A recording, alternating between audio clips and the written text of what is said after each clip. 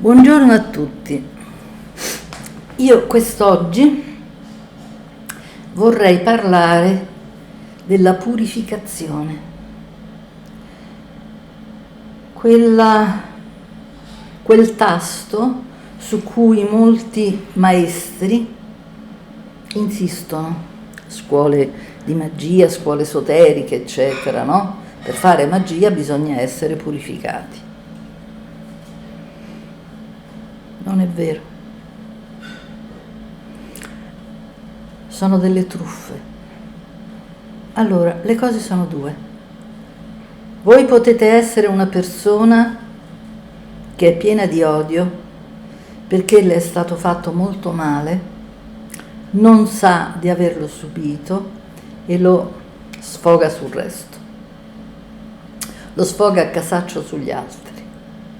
Il giorno in cui scopre chi le ha fatto del male, perché in qualche modo va dentro di sé, lei smetterà di odiare gli altri. E in questo non c'è nulla di male, non c'è nessuna colpa.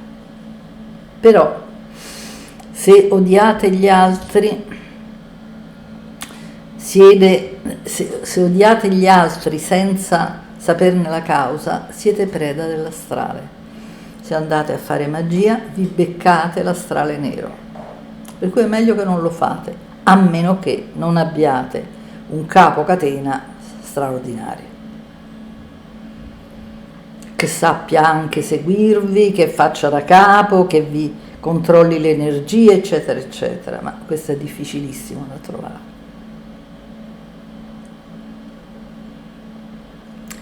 E se invece siete persone che hanno un animo crudele, esistono persone che hanno un animo fondamentalmente crudele.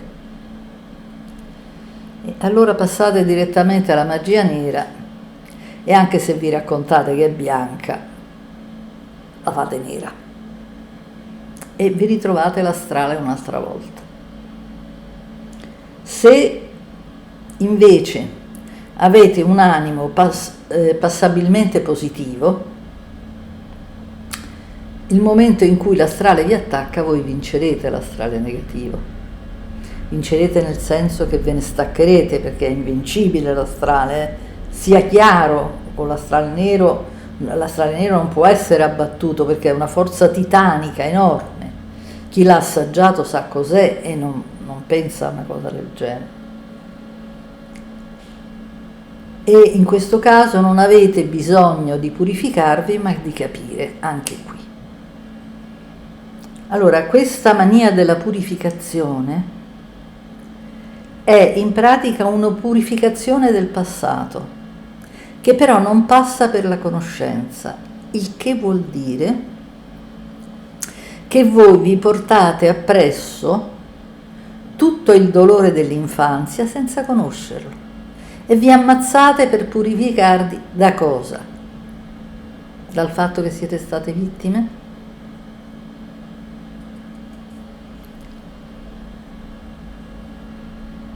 Questa mania della purificazione è un fatto mentale. Voi dovete capire voi stessi, perché se non vi capite, attraverso di voi passa l'astrale negativo. E non è detto che riuscite a superarlo, perché l'astrale mira soprattutto a farvi impazzire e spesso ci riesce.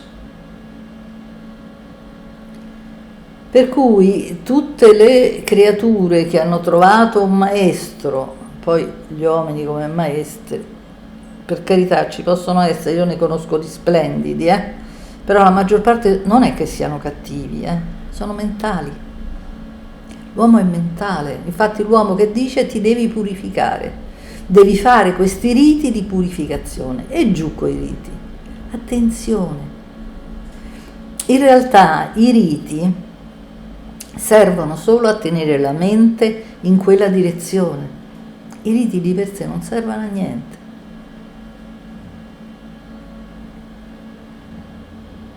Chi ha raggiunto un certo livello dei riti se ne frega, perché è l'intenzione quello che i martinisti chiamavano il desiderio, l'uomo di desiderio, per dire non volontà, non una volontà di mente, ma una volontà di cuore, insomma, una tendenza. Per cui smettetela di seguire falsi guru, che magari a volte sono anche brave persone, no? Che però anche loro sono stati a loro volta schiavizzati da questo desiderio di fare riti, che sono un po' ossessivi. I riti, se volete farli, li dovete creare voi.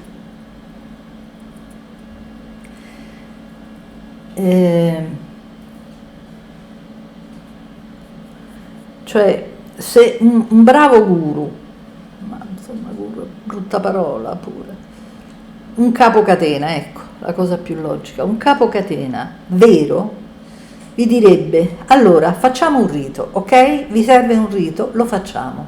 Allora come lo facciamo? Lo facciamo di mattina, lo facciamo di giorno, a mezzogiorno, lo facciamo di sera, lo facciamo di notte. E allora domanderebbe: tu quando lo faresti? Perché lo faresti così? Cioè deve far giungere il gruppo alla coscienza.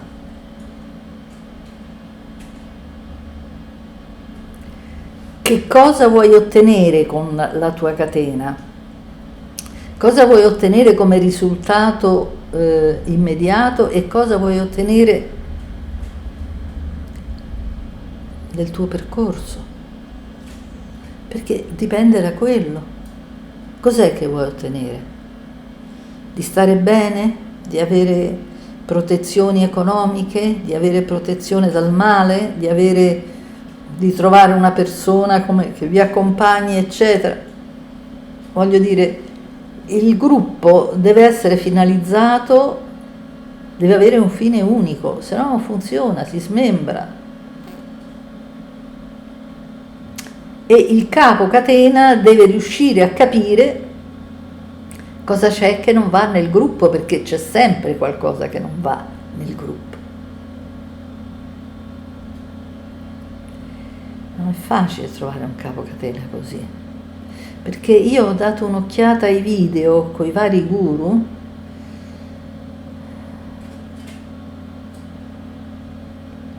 Non c'è nessuna realizzazione dietro, è tutto mentale. Perché non capiscono gli altri. Non ti addormenti la sera?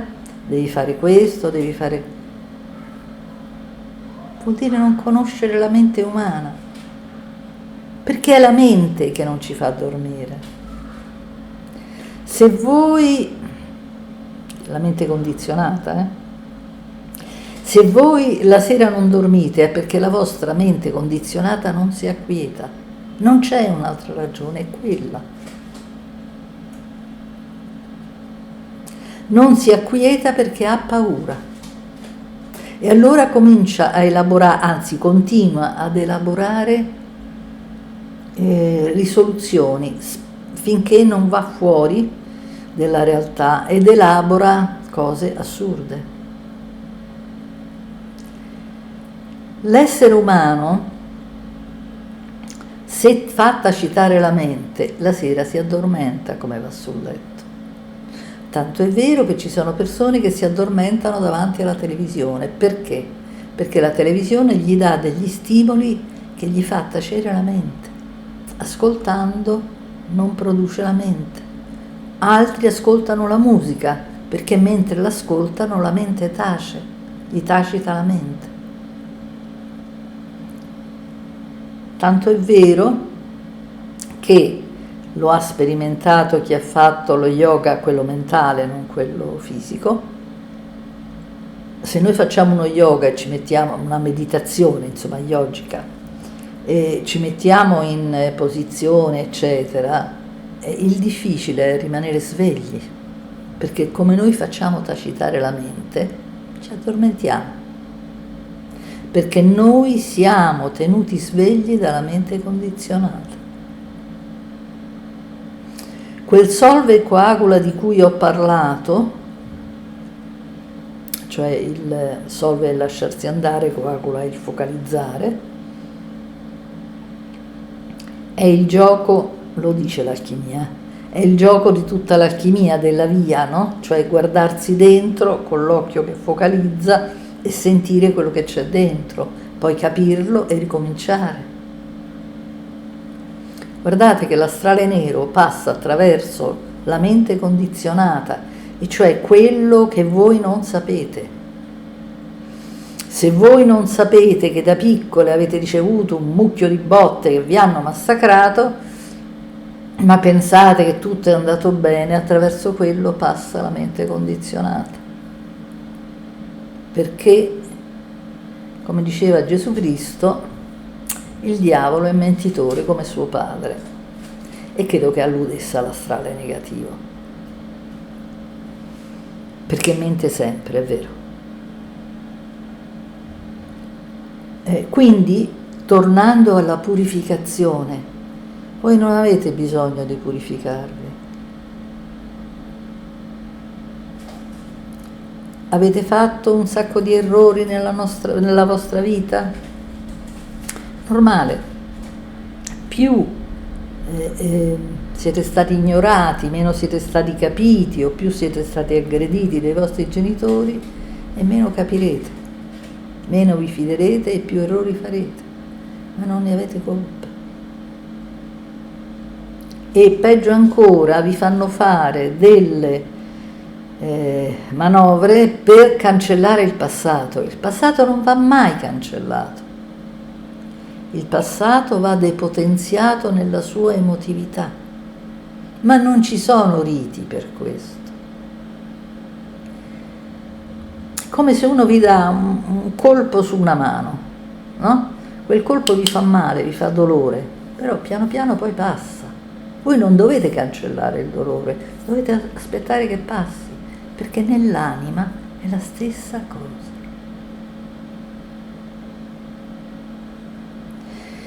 Io vedo gente martirizzata da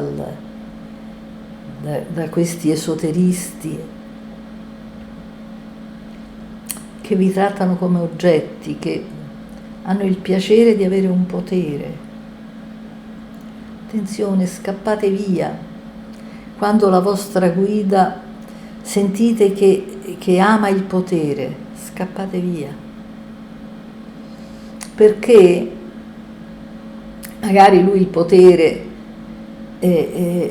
lui o lei, ma in genere sono i lui, che fanno le sette, le cose eccetera. Lui magari ha bisogno di potere solo per, non perché sia per forza malvagio, può essere anche un'ottima persona, però magari ha bisogno di colmare dei suoi buchi, e cioè che l'essere stato niente per i suoi genitori, lui lo trasforma in sono qualcuno, finalmente qualcuno mi si fila, qualcuno mi ama. E spesso si innamorano delle persone che guidano, che non dovrebbe accadere.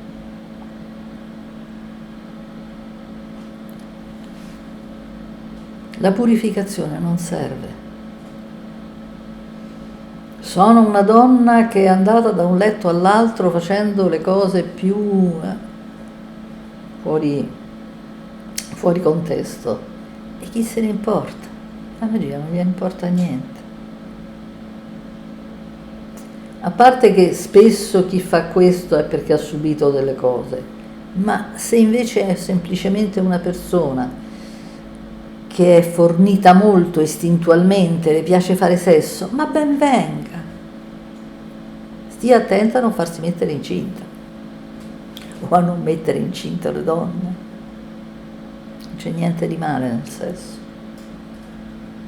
Così come non c'è niente di male nel mangiare, nell'amare il cibo. Certo, se uno è bulimico, allora si deve chiedere cos'è che non va, ma non perché è sbagliato, è perché la bulimia può essere una difesa da grande sofferenza. E allora uno deve avere compassione di se stesso e cercare di capire queste cose o andare da qualcuno che gliele può far capire. Non deve sentirsi colpevole per questo, ci mancherebbe.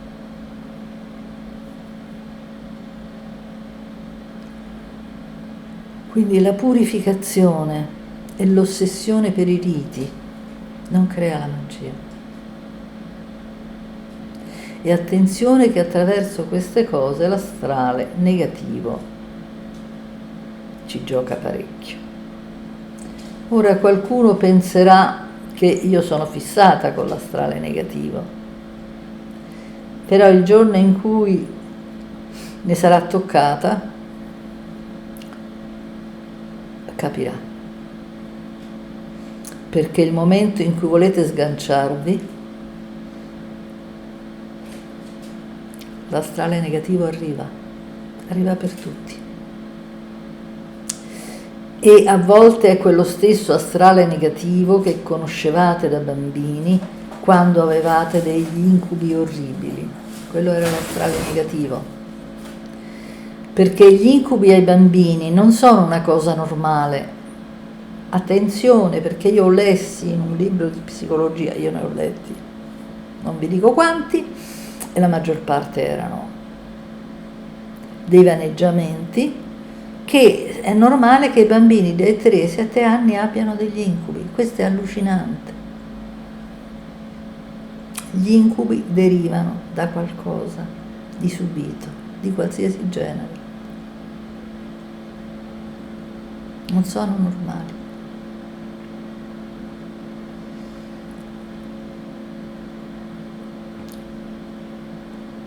Quindi non vi ammazzate di rituali, ma se vi piace farli, va benissimo. È un modo per tenervi ancorati a quello che volete essere. Questo va benissimo. Ma allora cominciate col farvi l'altarino in un luogo dove gli altri non possano entrare, se possibile. Al limite lo mettete dentro, fate qualcosa in legno, lo mettete dentro un armadio, poi il momento in cui dovete fare il rito lo tirate fuori, eccetera. Però una cosa che toccate e vedete solo voi. Poi ci comprate la tovaglietta, ve la fate da soli, cercate che sia una fibra naturale, quindi o cotone o lino o seta, quello che è, però naturale. E poi ci mettete sopra quello che vi piace metterci. Ci potete mettere la candela, questo è chiaro, ci potete mettere i 4 elementi, per esempio, anche questo va bene, no? L'acqua, la terra, il fuoco, l'aria, che in genere si fa con le 4 coppette, la coppetta vuota per l'aria, la coppetta con l'aria, con l'acqua, la coppetta con la terra e quella con il fuoco, no? Con la candelina, eccetera, o la candelina semplicemente, insomma, come vi viene. E se vi va bene quello. Poi ci sono altre cose ritualmente tradizionali che potete mettere. Per esempio, se dovete difendervi, mettete il ferro, i 2 coltelli col coltello centrale, messi così, a 3, sul tavolo. E poi altre cose che a voi piacciono, per esempio l'animale che vi piace, che vi rappresenta.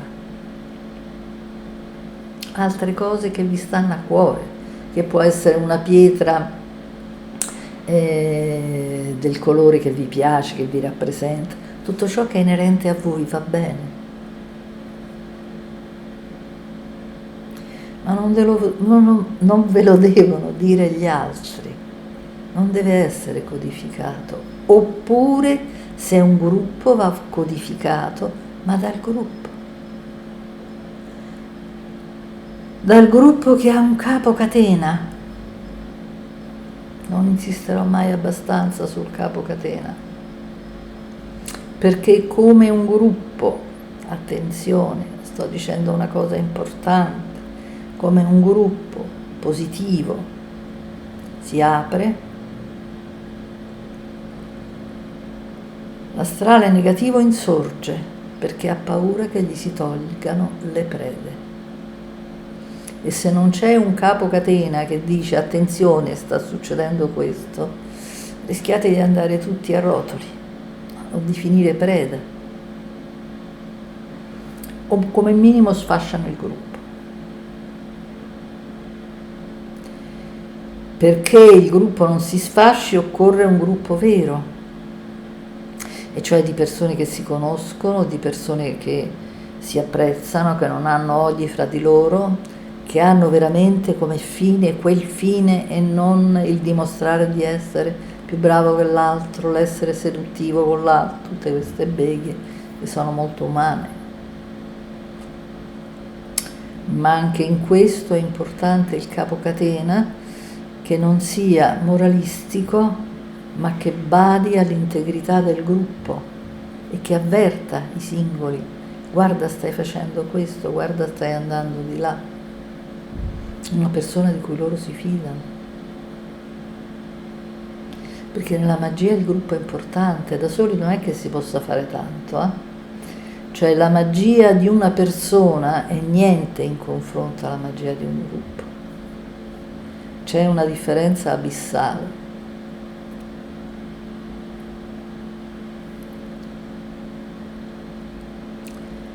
Quindi toglietevi dalla testa questa mania della purificazione, perché voi siete sporche, perché siete infangate o infangati, perché dovete purificarvi dal male, Non è vero. Perché se voi siete molto forti e molto positivi, voi potete anche attaccare qualcuno che sta facendo un grosso male agli altri. In genere non conviene farlo. Non conviene farlo perché non potete mutare il mondo. Però ovviamente se si presenta un Hitler è logico che qualcuno ci provi, no? E ci hanno provato, all'epoca. Però c'erano pure quelli della parte opposta, con tutto l'astrale nero dietro. Voglio dire, dovete essere molto forti però per andare in un'operazione di distruzione, evitando che vi si ritorca addosso, perché se gli altri sono più forti di voi, questo vi torna indietro. Se voi siete più forti di loro, torna indietro a loro.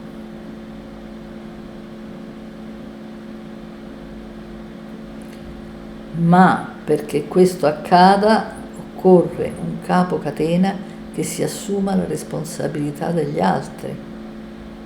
E vi garantisco che il capo catena che si assume la responsabilità degli altri non muore dalla voglia di fare il capo catena.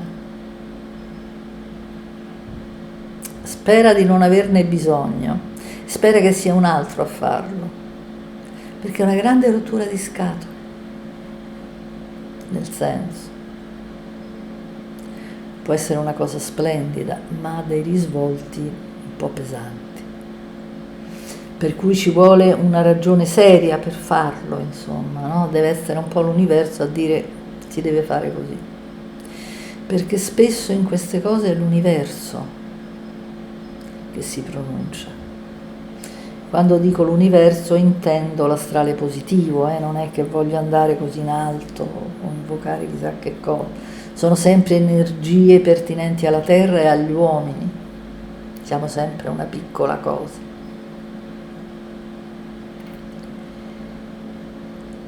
E a volte quando un'operazione inizia in modo serio, poi non è detto che prosegua in modo serio, però inizia, accadono delle cose, l'astrale positivo manda i suoi segni. Sono segni inequivocabili.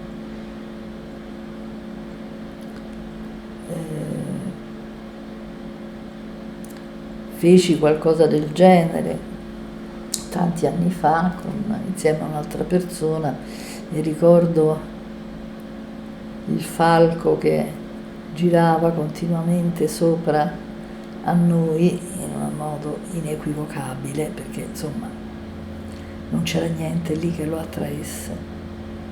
Era come dire che l'astrale positivo c'era e ci consegnava questo potere in qualche modo. E anche se l'astrale positivo ci aiuta, questo non è una garanzia che noi opereremo bene, perché quello sta a noi. Questo riguarda sia il capocatena sia gli altri. Altra avvertenza: unirsi in un gruppo senza un capocatena ha dei rischi, però può essere anche un'esperienza che io non escluderei. Cioè, se vi sentite di unirvi con altri e fare una catena, un gruppo, ecco, diciamo, perché la catena è giusta se ha il capocatena, va bene, bisogna anche affrontare dei rischi a volte, no? Quando si persegue c'è un empito in questo, c'è un bisogno addirittura, no? Di fare certe cose, c'è una specie di chiamata. E allora, se non avete il capocatena, fatelo pure il gruppo, vedete come va, studiatelo, vedete cosa vi succede, perché no? Ricordatevi che da soli potete fare molto poco e state attenti alle persone che incontrate, studiatevi, parlate fra di voi e dite anche all'altro le cose che non vi piacciono o vi sollevano dei dubbi, perché se non lo fate lì succede nella catena, e cioè mentre fate magia e allora incontrate gli ostacoli e l'astrale negativo cerca di infilarcisi perché non aspetta altro.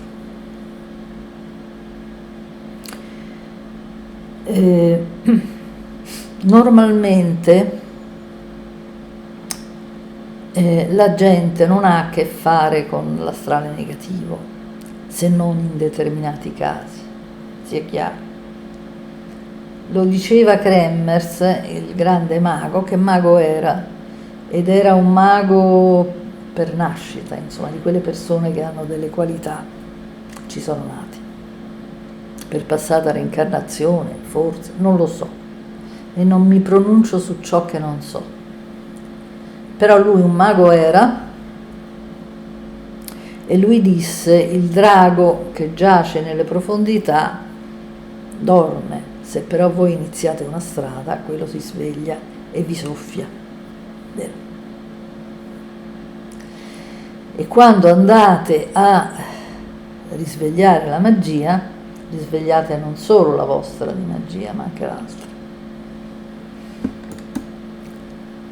Dicono andate contro le regole per cui vi viene addosso qualcosa. Non è vero, la magia è sempre esistita, è che è sempre esistita anche la magia nera,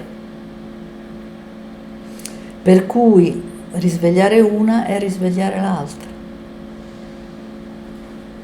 Le vostre prove iniziatiche non ve le deve fare nessuno, ve le fate da soli. Cioè riuscite a mantenere la vostra lucidità, che poi se avete un desiderio veramente, veramente costante, vero, eccetera, di arrivare alla verità, e allora alla fine questo un incontro particolare avviene, perché l'universo ve la manda la persona adatta, almeno quella, come è accaduto a me, lo posso testimoniare, no? Perché questa è una tradizione, no? Che quando cerchiamo qualcosa il maestro arriva, dipende che aspettiamo. E a me arrivò dopo un sacco di tempo in cui non succedeva niente, non arrivava niente, e tutte le persone che conoscevo avevano manifestazioni, passai, io dicevo a me non succede mai niente, non avessi mai detto, perché poi si è svegliato l'inferno e il paradiso. Ed è un colpo forte, perché noi desideriamo la magia, ma quando la incontriamo davvero ci prende un colpo, perché tutto quello che ci hanno insegnato non è vero, perché il mondo non è quello che noi immaginiamo, il mondo è diverso.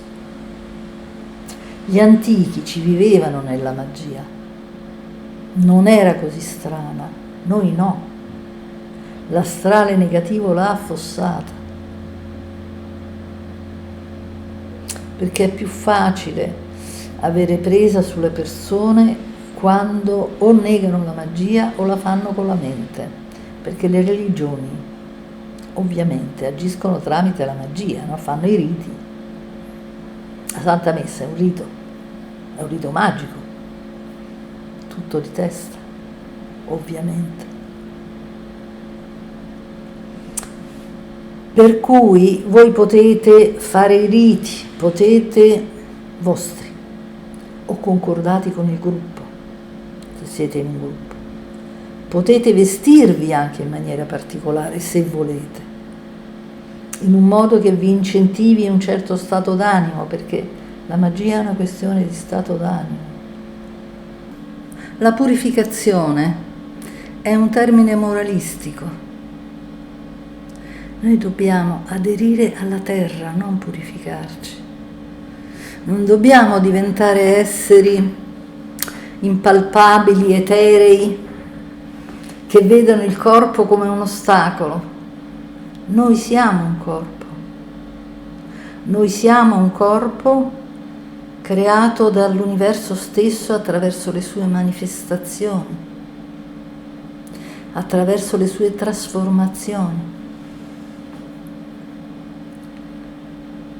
E in tutte le vie esoteriche, più o meno, il corpo è visto come un ostacolo.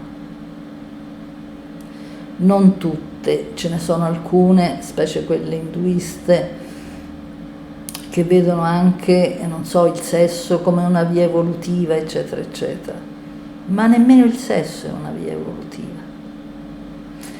Cioè, se io per tacitare la mente devo fare sesso, perché durante l'orgasmo la mente non funziona, o mi devo prendere una droga, non va bene. Io devo arrivare a essere in quella dimensione sempre. E deve essere una dimensione che sta in terra, attaccata alla terra, non in cielo. Il guru che è in perenne estasi o è in una calma piatta, bene. Il distacco non è una cosa positiva, è la base delle malattie mentali, il distacco. Noi ci distacchiamo dalla terra perché la terra ci fa troppo male, cioè perché la vita quotidiana ci fa del male. E allora noi diventiamo, per esempio, bipolari, perché o stiamo su e siamo onnipotenti, oppure stiamo giù e ci accorgiamo di non essere onnipotenti e ci deprimiamo. Questa è la bipolarità, detta in parole semplicissime. È una difesa. Per non sentire lo stragrande dolore, noi ci innalziamo, ci stacchiamo e diventiamo onnipotenti, possiamo fare tutto, tutto è tranquillo, tutto è tranquillo, tutto è esaltato, eccetera, eccetera. Oppure quando ricadiamo giù, lì non ci possiamo stare, siamo depressi perché abbiamo perso tutto.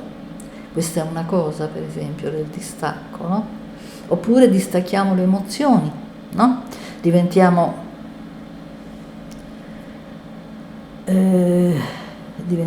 atoni, diventiamo abulici, eccetera, eccetera. E diventiamo delle maschere praticamente. A volte lo fanno i grandi imprenditori, i grandi uomini d'affari, eccetera, eccetera, che mettono tutte le energie là e si disseccano l'anima, perché l'anima può essere disseccata, l'anima si può perdere.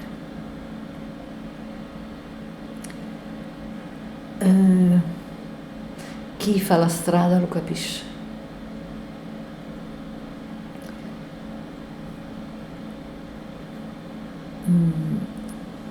una via esoterica, una via evolutiva, chiamiamola, che è meglio, che passa attraverso il distacco, non è naturale, diventa malattia.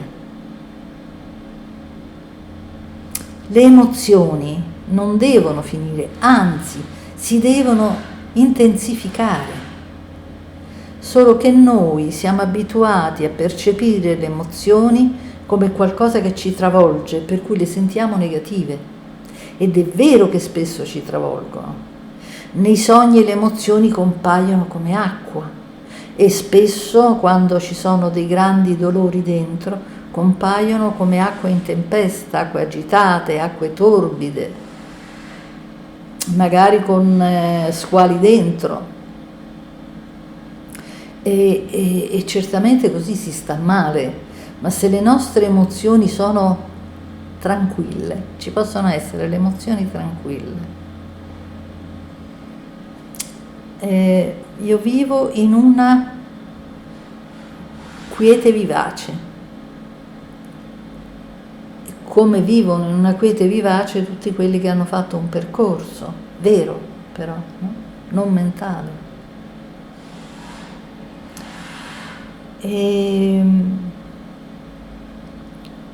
Diffidate di tutti quelli che parlano con la testa, cioè che non hanno emozioni.